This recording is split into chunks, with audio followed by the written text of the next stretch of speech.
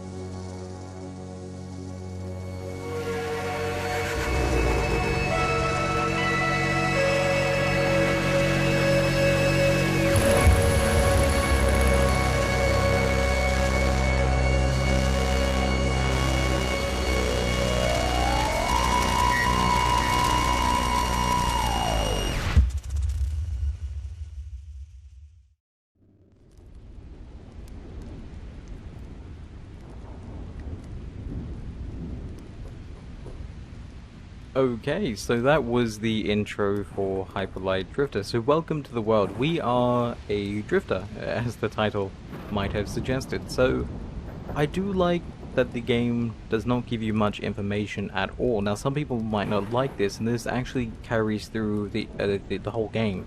There is no English, there is no language that we know of, minus the writing, which that isn't actually in English either. It's in glyphs and symbols, which some people have actually managed to decipher, but you can't read them just by glancing at them. So everything that you gain through this game is either gained through the game itself or by the images and videos that you see. So as we saw through that intro, our character is dying due to some disease that he has, and this causes some darkness within him to come out, and it more so it is over-exaggerated in the sense that the creatures are coming out from his blood trying to kill him and everything. It's just more of a way to represent the disease itself, and you can see the darkness kind of consuming him, but this diamond light thing is his salvation, and this is pretty much the main quest of the game, is to get all the shards of this diamond you can to hopefully be able to cure yourself of this sickness that you have. And this is all gained through just watching the intro and understanding the game itself, which I don't have that big of a grasp on it, to be quite honest, but I have enough to basically relay this information to you guys anyway. So here we are in the world right now. It is a obviously very pixelized game. It is made in GameMaker, which I do have a fair amount of experience with, not to this level or this degree, obviously, but I have tinkered around with it for quite some time, kind of on and off in the past. Also, so let's move on over here. I was going to say your character does sit a lot, but and he does cough every now and then. Not during combat, it doesn't interrupt you when you're playing, but let's leave this place right now. So yeah, I really like the art style, I like the aesthetics, I like how the game plays. One thing people might not like is that the game runs at 30.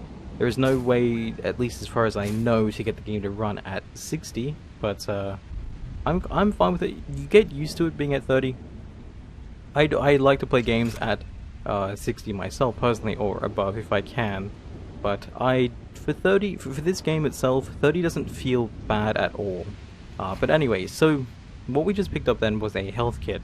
The game is kind of tutorializing everything. So we have X to attack, we have A to dash in whatever direction we're walking in, or if we just tap A, we go in the direction we were last walking in. You can heal using your health kits. Now, you don't regenerate health normally. You have 5 bars of health at the top of your screen, and the only way to heal is via these medkits, which you can only carry 3 at a time. So the combat is quite difficult in the game, and I'll get to a little bit more of that when we actually do get to combat itself, because later on in the game it gets quite challenging, and I actually really like the combat in this game because a lot of people are comparing it to Dark Souls. Now I know that's not really the best comparison to make, but when it comes down to the difficulty and the need to understand the enemies and their movesets and their abilities, I think it's a kind of a fair comparison. So I'm just going to wander around here. There is a lot of exploration in the game as well, because again, there's no words, there's no dialogue, there's just what you see and what you make of everything that you see. So we're going to move through here and we're going to get ourselves another medkit, and we're going to destroy some of these crates. Now, destroying crates doesn't help you too much. You never really get anything from inside of them, unless there's a very specific crate that you see a credit chip in. Anyway, this is our first enemy here. This is a melee-only character. He doesn't have any ranged attacks. He's pretty basic, so we can slash at him if we actually hit him like that. And you can see he has a health bar. He has 3 pips of health, which means we need to hit him 3 times. Or if we manage to unlock a stronger attack, we can obviously deal a little bit more damage. But here we go through here, and this is another health kit that happened to be sitting behind this, but you guys didn't see that because I picked it up before I destroyed the box. But then we come over here, we have these things that we can activate and so on.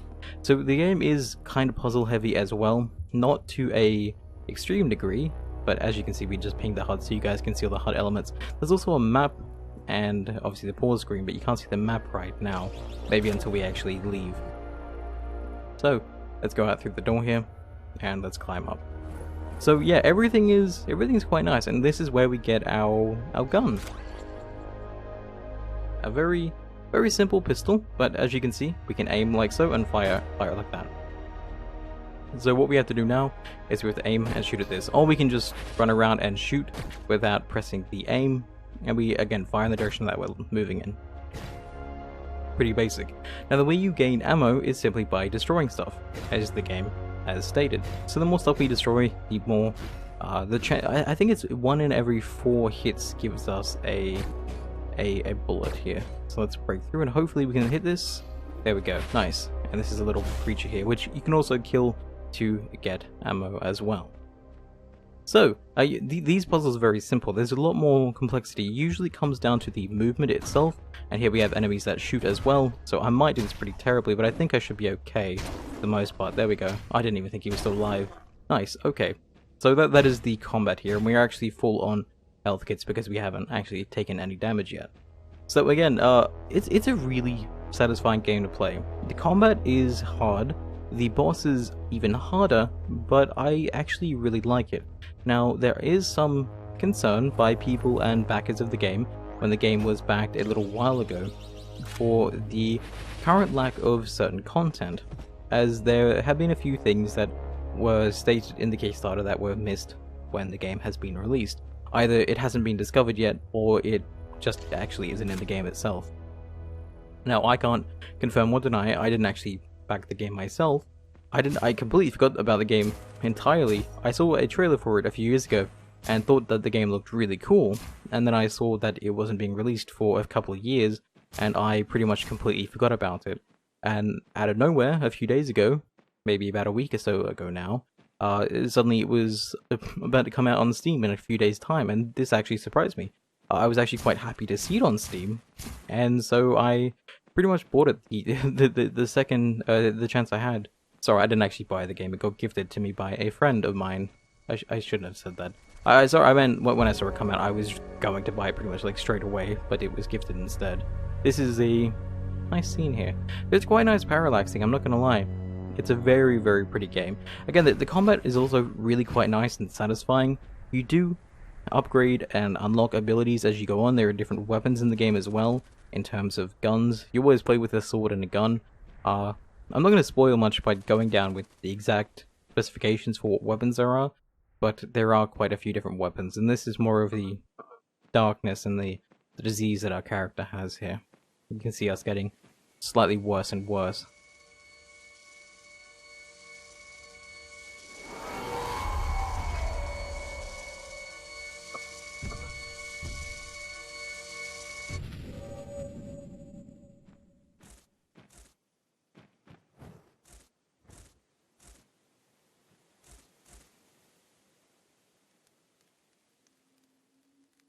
So the basic story for this game is kind of what you make of it. We're given a baseline for what everything means and what everything does, but we're not really given any solid wording or anything specific.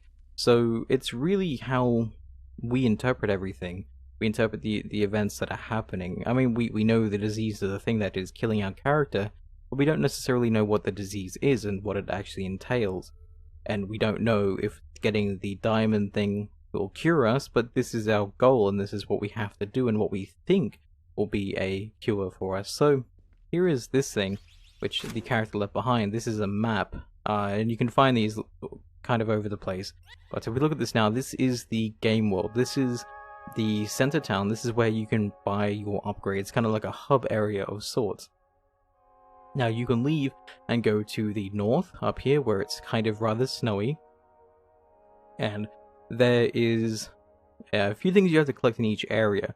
So as you can see on the top left of my screen here, this is the center point where all your shards are gathered, specifically right here. But if you go up to the top here, you can see that it changes to show a symbol of a square or a diamond inside of a square consisting of 8 pieces in total. Now, you need to find 4 main pieces from each area, but you can find up to 8 in total to completely complete the game. If you're one for 100%ing the game, there's a lot more you can do towards that. So in each area, you have 8 shards, you have a few other secrets, and you have a boss that you can fight. And each area is different in terms of its enemies and the aesthetics as well. So over to the east here, which I'll probably go and show you guys, because it isn't as hard as the north is, but I also like the boss as well. And I don't think we'll get to the boss in this time frame here, but the east definitely looks a lot nicer to me personally. Now, there's quite a few other areas as well that are slightly outside of where you think you can go normally, and it actually looks kind of cool too. I don't know where. I saw a place over here somewhere. Yeah, over here, like there's a few little doorways and such, which I'm not too sure about. By the way, it's not just everything on the surface, there is also a underground network, which you can see over here. This is like the dungeons where a lot of the enemies actually lie. On the surface there are enemies too, but it's more so under the ground where you'll be having to find and fight stuff. So let's go back out of the map here, and we'll have a little quick look around our apartment. This is our basic house of sorts. You unlock cosmetics and such by doing certain challenges. One of them is quite difficult, but I won't get to that too much just yet. Now, this here states basically... Yeah, I'll look at that again because it went away. If it's going to show it again? Yeah, there we go. Okay, so this is what our character thinks he needs to do. This is where you get the idea that you need to go and get these shards from these areas and complete the full set, basically. So you can then basically queue yourself. At least that's what he believes. I'm not too sure if that's actually what happens. I don't know. I don't know the ending of the game. I've only put 6-7 hours into the game right now, so let us leave the apartment here. I will say, I do really want to go and finish the game, but that'll come in time. Now this here is a teleporter. This is basically, you can teleport to any teleporter you've unlocked at any time at all, minus combat, I believe. And it actually looks really cool too. So if I teleport back here, like so, you'll see the little dude, little robot buddy goes inside our clothing, and then we teleport like this, and it looks so damn cool. Like, every animation in the game, every enemy, every sound design, even the art itself, to me, is really, really well done. You can actually tell that it has a lot of... I'm not going to say... I think love might be the better word for it, but it has a lot of care and attention put into the game itself, which I don't find in games often these days that are either 2D or 3D, but I do definitely like the art style, personally. So... It's simple, but it's nice. It's very... This is why I want to take you guys to the east as well, because it's one of the prettier areas. Anyway, this is where you get your upgrades. So, as you play the game, you get your... Actually, I'll show you guys one of these. I'll show you guys this one here, which is where you upgrade your dash. You can upgrade it multiple times to... You get different abilities, essentially. So, this is a faster dash, or the ability to chain dashes together. This is a... kind of a shield that you can use to block bullets when you dash. Can be activated at certain times, and this here is a kind of a sword dash, which looks pretty cool as well. Now, as you can see, the cost of these is 3 coins each. Now, the way you get coins is by getting shards of coins. You need 4 shards of a coin to get a coin in total. A lot of the coins is found either via combat or via the secret areas. It's dropped by specific enemies and dropped in specific places, so you have to search around to find them. But anyway, let's go up this way here to the east, because again, this is one of the prettiest areas in the game to me personally. So I'll see if I can actually show you guys some secrets too, because I think that would be kind of cool if we do manage to find something. I haven't completely explored the game myself. I've explored a few areas here, but this is a explosive container, which I didn't mean to shoot that guy. I meant to shoot the container itself, but there we go. It's quite nice. When you get to the combat with the bosses, you will understand what I mean when I say that the combat is not easy. You might realize it when you fight slightly better enemies, but it's when you fight the bosses when the combat gets really quite hard. Because like these guys here, they're pretty basic. There's nothing too special about them at all. But the bosses themselves are something to be reckoned with. The northern boss took me quite a while during a stream that I had of the game just a few days ago. The boss itself took me about maybe 45 minutes or so to beat, and it was quite a challenging boss. I really liked the fight, and I really liked the satisfaction I felt when I beat the boss. But the combat, it's like it was infuriating because it was challenging, but I don't think that's a bad thing. Like, when I played Dark Souls, I couldn't do Dark Souls because I was terrible at the combat. Now, I'm not saying that the game itself was terrible, I'm just saying it was frustrating for me because I wasn't that good at it. Here, we might find another secret, maybe. If I can get across here? I don't know if there is a way to get across. I was kind of hoping so, but I don't think there is. But this is where you will find a lot of your secrets, is just kind of up here randomly. You can look around, you can find things sometimes randomly by going in whatever direction you feel like. It is a nice change of pace. Here we go. This is one of the coin shards I was talking about. As you can see, we filled up one of those slots, and if you get 4 of them, you get a full coin. This is the eastern area. This is I love this. The nice blue ocean with the white kind of ruins to me is so gorgeous. To me, this game is like it's kind of like Dark Souls plus A Link to the Past, and these are both games I really quite like, though I never finished Dark Souls personally. But I still think the comparison and the idea of how those games are played is quite it's quite comparable in a sense.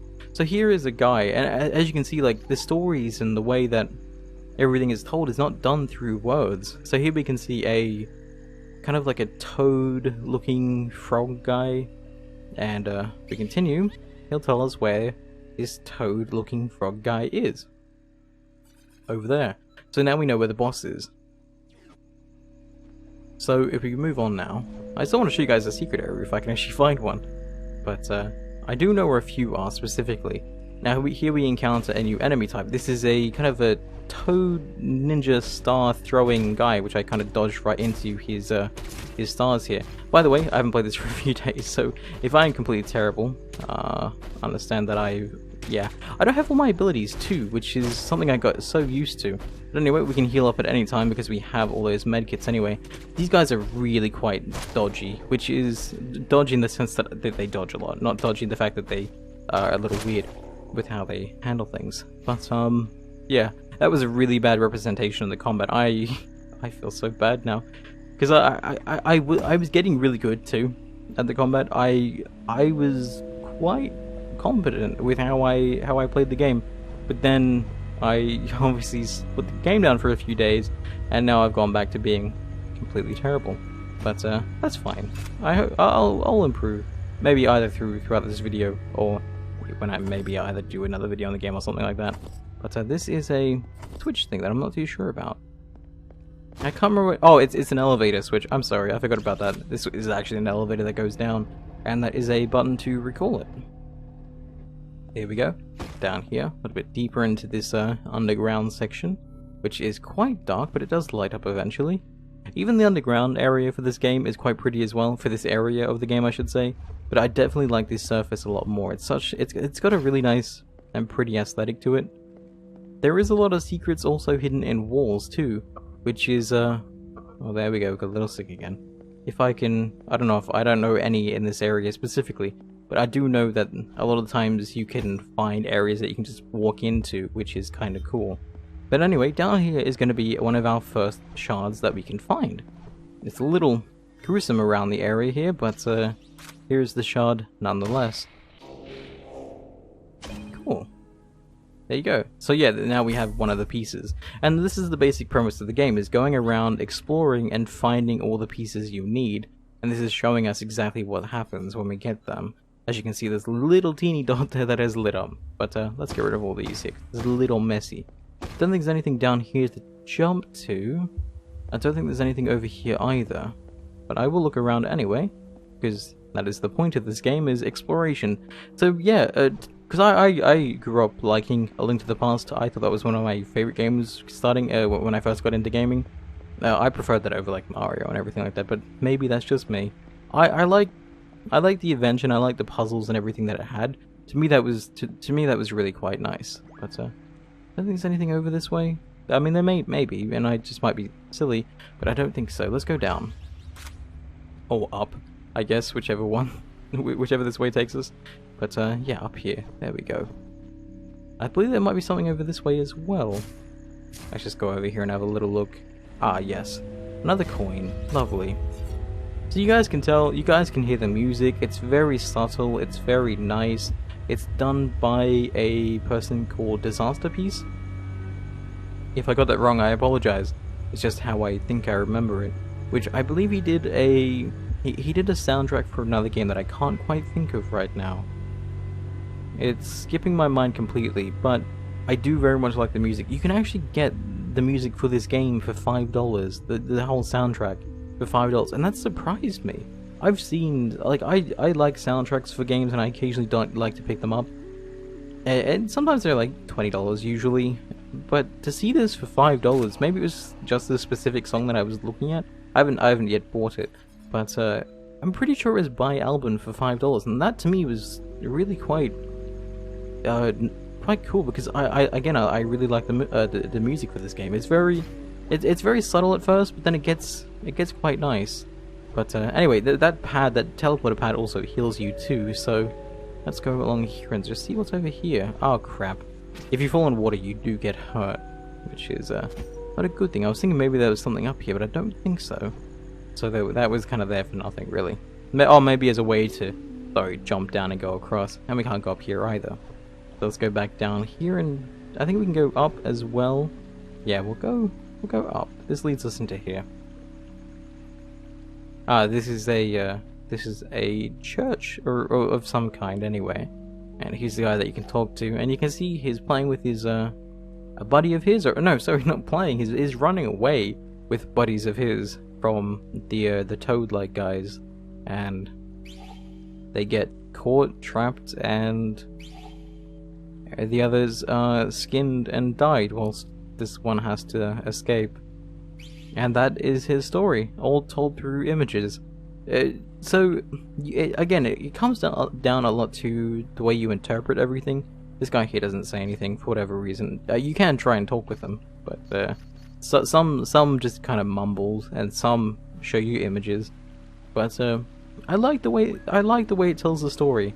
It's not too in your face. It's quite nice. So we actually have to go down here. So oh well. You guys can see a little bit more of the lovely, lovely environments.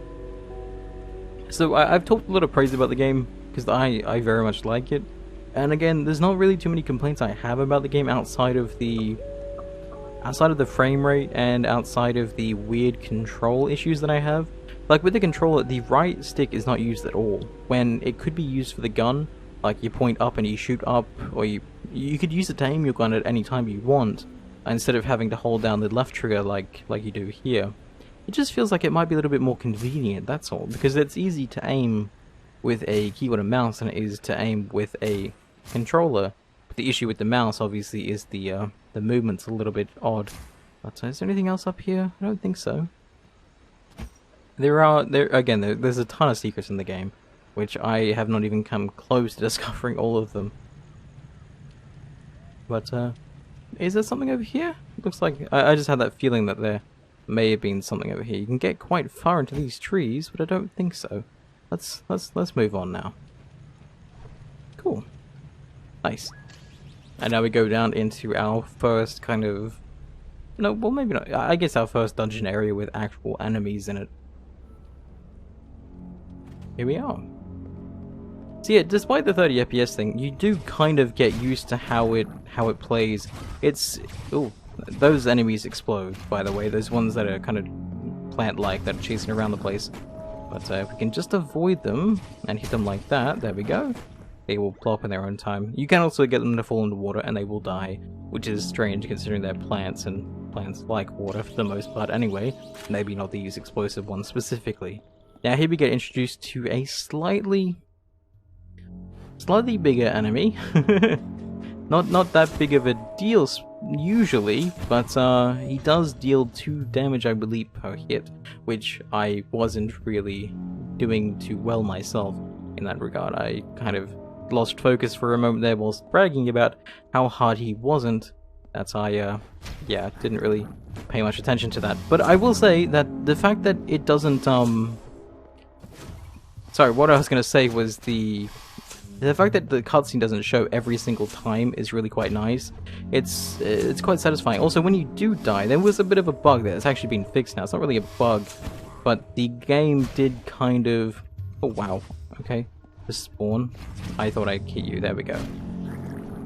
Can we get you again? Nice. And there's another one here. And he just completely chomped on my head. Now, the developers of the game did say that you will die a lot. Now, again, the game does come down to the fact that you have to learn and understand the game and get better at the game to actually win. It's not just like a breeze or a walk in the park. It is quite challenging, which I like for a change.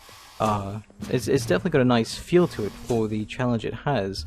So here we go. We'll see, and now as you can see, we're already doing a lot better against this enemy specifically. And we got these two guys here. This guy here as well. Oh, there's two of them. Okay, I see how it is. Just throw more at me. There we go. I got stuck on a plant. But it is. I mean, I'll be leaving this video here soon anyway, as we're approaching 30 minutes. But you guys can see that the charm in the game is that it's not easy. And I think that, to me personally, that's again, I like games that are challenging, not too challenging, but challenging enough that I can feel like I've achieved something when I actually beat it, or when I've beaten something in the game. But I don't know why I charged towards him. And you can see, oh, that explosion actually really helped me. But yeah, the gun does help if you manage to actually land a hit on an enemy. There we go. We did that perfect without even taking any damage. That was actually probably the best place I could leave this, is by actually achieving something rather nice. So, and as you can see here, we can go different directions depending on how you want to complete this. If we look at the map here, you guys can see where we are and what there is to do. Actually, is there nothing this way? I thought there was. You can go away, pal. Now, there's just a health kit down here and another thing up there which we can't get to just yet. So, anyway, I will leave this game here. I've shown the combat. I've shown that you can definitely progress and get better at the combat the more you play. And that is the premise of the game itself, is to get better and to get an understanding of the game and actually learn as you play. Which, I think a lot more games these days are too easy. A lot of games just kind of give you the combat and then kind of make it really easy. And I like a game that throws you into the world, gives you a scenario, gives you some enemies that don't go easy on you, and just basically say survive or live and progress and do what you need to do. And I think that's kind of cool. Let me know what you guys think about this game in the comments down below. I will leave this video here. I really like it. A few flaws here and there with the controls, frame rate, but the frame rate is kind of something I'm not really too concerned with, because of the art style and how everything is animated. Other than that though, this game to me is really, really good. I will leave this here. Thank you guys so much for watching, and I will see you guys next time. Stay awesome everyone. This has been BradPhusion taking a look at Hyper Light Drifter.